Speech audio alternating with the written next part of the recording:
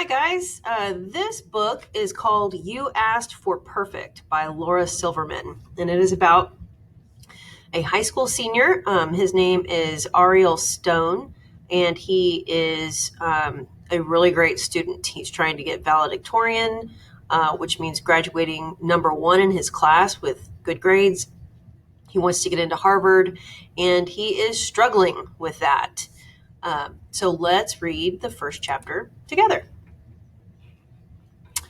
Chapter 1. My feet pound the ground and sweat drips down my face. With 4 miles to go with 4 miles down and 1 to go, I ease my pace to a comfortable jog and switch from my Crime and Punishment audiobook to The Who. All around me, the neighborhood yawns awake, people walking dogs and piling their kids into cars. The sun, which was creeping out of darkness when I left home, now lounges low in the sky. Finally, I make it back to my driveway. Breathing hard, I massage a stitch in my side. I check my phone to find I ran a minute faster than average. Nice. I crack my neck and then head into the house. Mom left early this morning. She's a journalist for the Atlanta Standard and was muttering something about a two-faced politician as she rushed to get ready. My sister is already at elementary school, so Dad and I are the only ones home. I find him futzing around in the kitchen, already dressed for work in gray slacks and a lavender button-up. Morning, Ariel. He spins to face me. His hair, dark and curly like mine, probably should have been cut weeks ago. Eggs, oatmeal, smoothie. Smoothie would be awesome, I say. Shower, be back down in a minute. You can take 5 minutes if you want, he shouts after me as I climb the stairs 2 at a time. In my bathroom, I strip and I step into the shower. Icy water blasts me before it has a chance to warm, and my muscles protest the cold. Crap, stretches, I mutter. I press both palms against the shower wall and stagger my legs, bending my right knee and extending my left calf. As the water warms up and cascades over me, I bow my head, taking a few long breaths and stilling for a moment. But then it's time to switch legs, and time for my quads. I wash quickly after. A few minutes later, I'm back in the kitchen, a bit uncomfortable in damp jeans and holding my Fleetwood Mac t-shirt so it doesn't get wet. New look for school? Dad asks, sliding a berry smoothie across the counter. He's drinking a kale one. Nasty. Yeah, all the cool kids are going shirtless these days. I climb onto the stool at the breakfast bar. My calculus textbook is on the counter notebook wedged between the pages. I open it with one hand while checking my phone with the other. Water from my damp hair drips down my neck as I read a message from Sook, my best friend. Running 5 minutes late, I text back. No problem.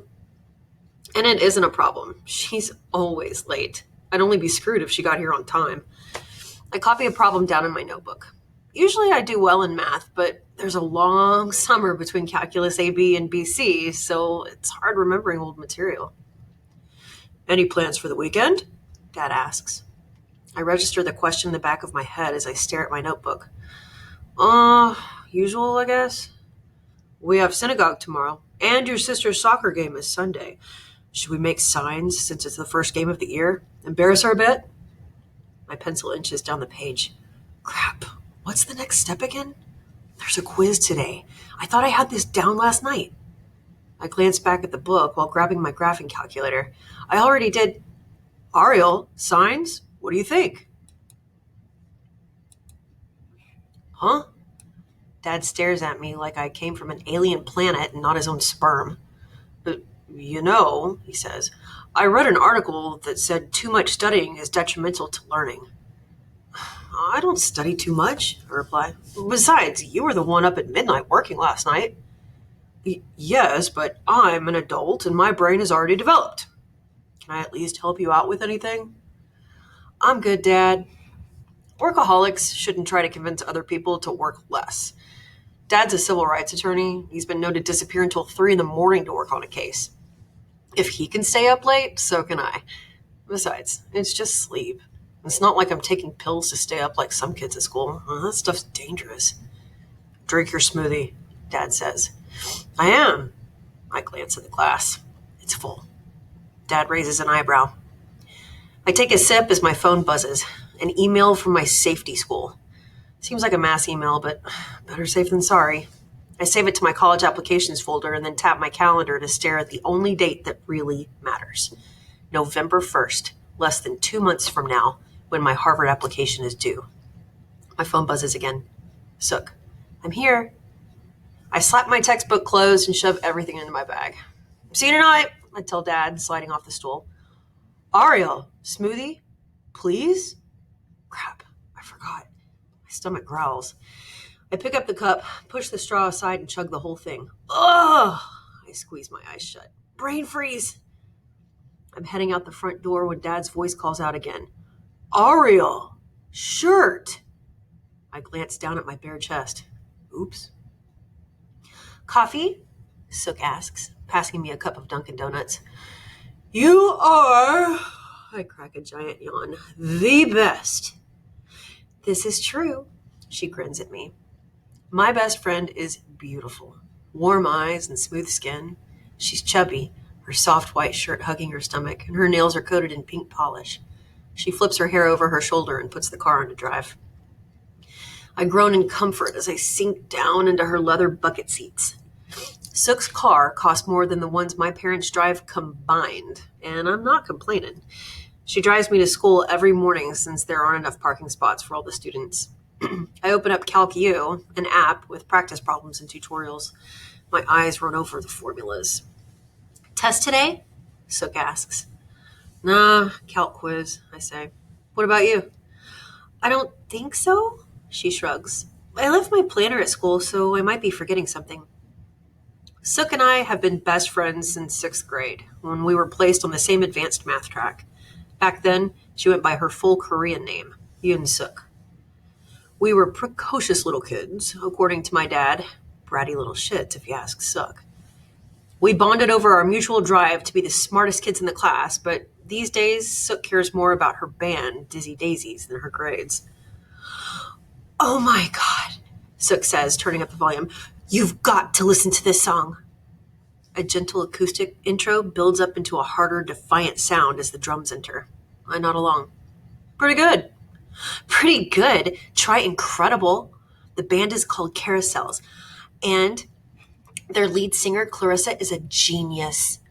And also basically the hottest person, like absurdly hot. I want to be her, and I want to be with her. I laugh. Good luck with that. Where does she live? How old is she? She's a freshman at the University of Georgia, so only a couple of hours away. And hey, you never know. She turns up the volume more. God, her voice is everything. It is, I agree. Clarissa's voice is grit and fluidity all at once. I glance back at the CalcU app and pick a walkthrough problem. Maybe we could road trip to Athens, go to see one of her shows, Sook says. I narrow my eyes, but wait, why would the equation... What do you think? Sook asks. Yeah, I say, eyes on my phone. Maybe. 10 minutes later, I'm walking into class. Morning, Ariel, Perry says, as I slide into my seat in the back row. She spins in her desk to talk to me, eyes bright. Her dark hair is pulled back in a ponytail, and she's wearing leggings and an orchestra t-shirt. Pari Shah is my sworn enemy. Okay, not really. We're actually friends. But for years, we've been competing for both first chair violin and the valedictorian spot. I won the chair, and it looks like I'll also be valedictorian. At Etta Fields High School, becoming valedictorian is more complicated than perfect grades. We have weighted GPAs. So we earn extra points for AP courses, a 5.0 instead of a 4.0. We have weighted GPAs, so we earn extra points for AP courses, a 5.0 instead of a 4.0 for an A. The path to the top depends not only on the grades, but also on signing up for the right classes. I edged out ahead of Pari last year when I discovered I could sign up for online AP computer science. It was a monster of a class, but because my high school counts online course grades into our GPAs, it gave me the extra weight to outstrip Pari.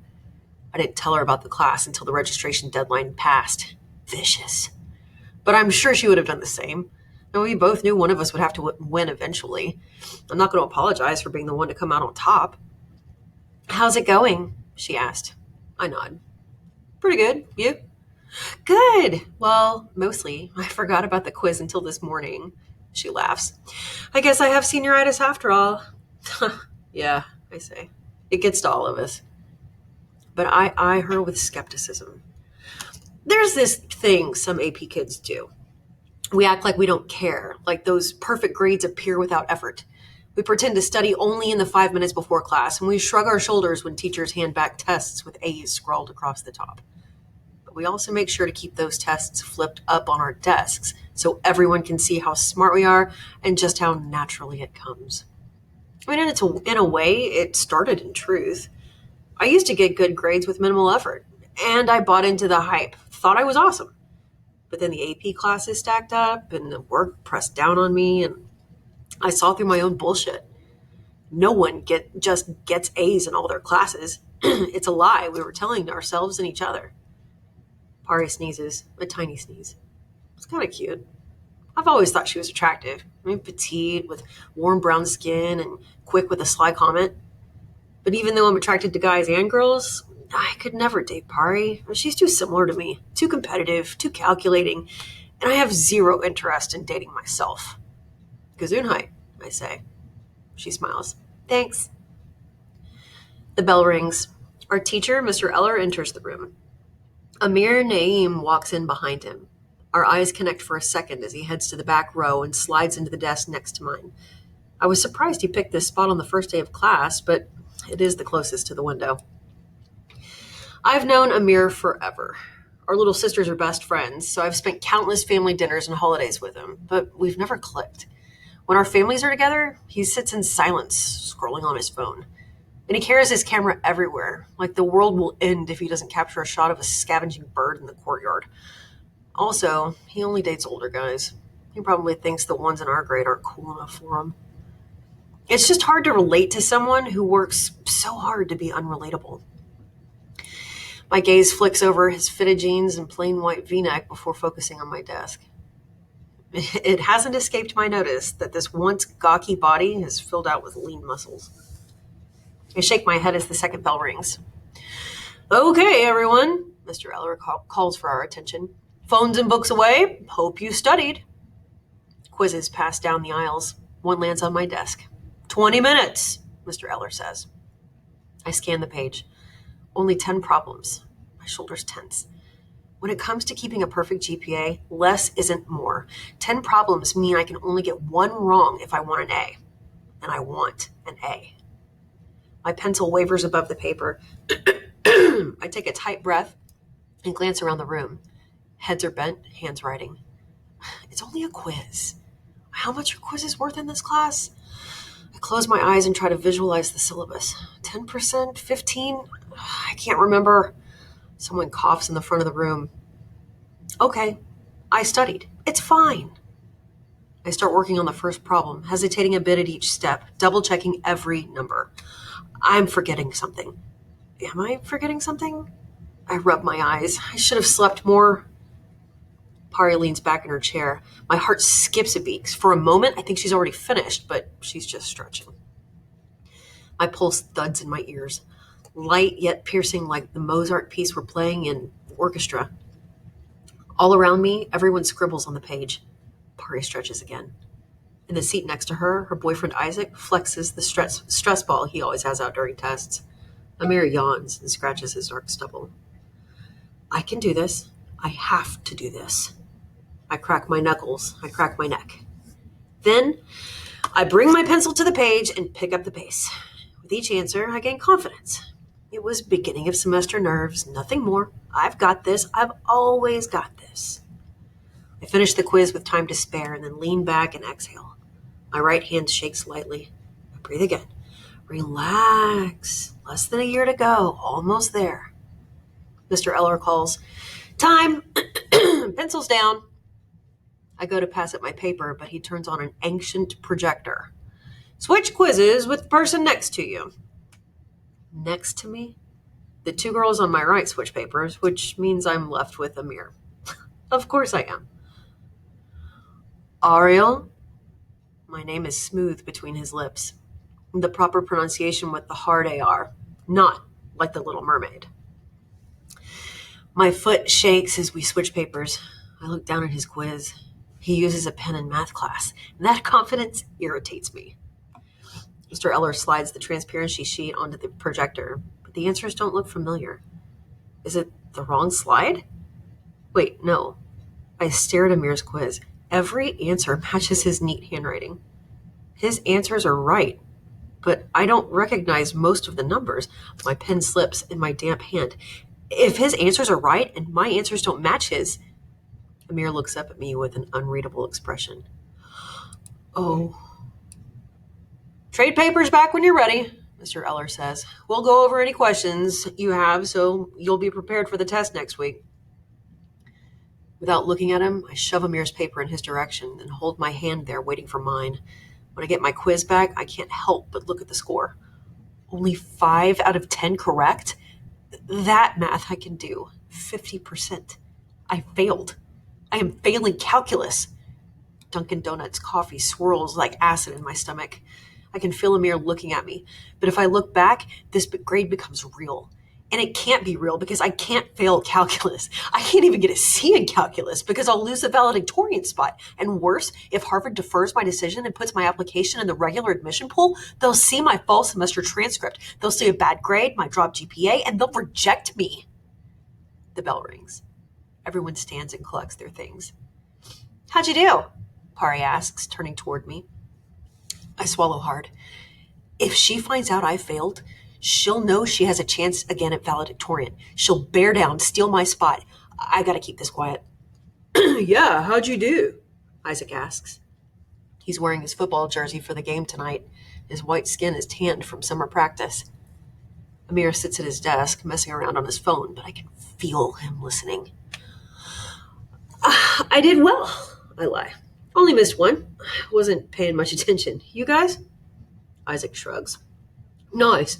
Missed 2, but I guess I'll take it. 100%, Pari says. Of course, Isaac rolls his eyes. Perfect, Pari. She lightly punches him in the arm. Shut up. Isaac winks at her and then turns back to me. Coming, Ariel? You guys go ahead, I say. They both leave, and then it's only Amir and me. He gathers his things and heads down the aisle. I shuffle behind him, keeping his pace with a few feet of distance. I wait until he turns out of the classroom before dropping off my quiz, and then I speed walk out to the hall in case Mr. Eller sees my grade and asks me to stay after class. In the hallway, heart pounding, I look left and right before spotting a glimpse of his medium brown skin. Amir turns the corner and I chase after him. I've got to ask him to keep this to himself, but if I do it in public, that kind of defeats the purpose. When I'm only steps behind him, I whisper shout, Amir! He turns around and I point to an empty classroom. In here, I say. He raises an eyebrow and the word, please, escapes my mouth. No one seems to notice as we slip into the room. I shut the door behind us. For a moment, I'm overwhelmed by his scent. Spearmint and basil. I take a short breath, pulse jumping. Ariel? He asks. Why are we in an empty classroom? That's a very good question, I say. With the lights off and the blinds closed, I'm grateful it's too dim to read his expression. I'm not sure which would hurt more, a look of annoyance or amusement. Not that I care what he thinks of me. Ariel? I failed the quiz, I blurt out. I know. He shifts. Is that it? Oh, please don't tell anyone. Why would I tell anyone? I don't know. I tug at my pockets. So you won't say anything? No. The warning bell rings. I'm gonna go now. That okay? I clear my throat. Yeah, fine. I mean, sure. Thanks. Since when do I get tongue-tied around anyone? I guess since when I failed quizzes. I step to the side and Amir moves past me and opens the door. Then he's gone. I close the door again just so I can bang my head against it.